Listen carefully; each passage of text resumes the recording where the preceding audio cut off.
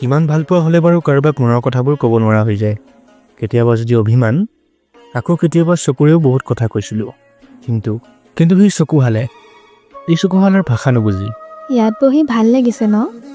ভাল লাগিছে। কিবা খাব যাবি নেকি? এটা বৰ পুখুৰীৰ পাৰতেই সিহঁত দুটা বহি আছিল। কাষতে এডাল কৃষ্ণচূড়াৰ গছ। ক'ৰবাত যেন প্ৰণয়বোৰ আকৌ তাৰ চকুত ভাহি আহিছিল। কলেজৰ দিনবোৰ ভাল আছিল।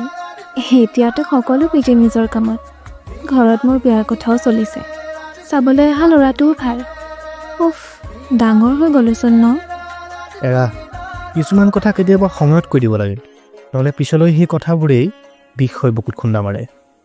আৰু চাগে 3 বছৰমানৰ পিছত বিয়া দিবই। তেনেকুৱাই আৰু। মাতিবিনে নাই? মোৰ বিয়া আৰু তই নাহিবি, এনেকুৱা হ'ব পাৰে জানো?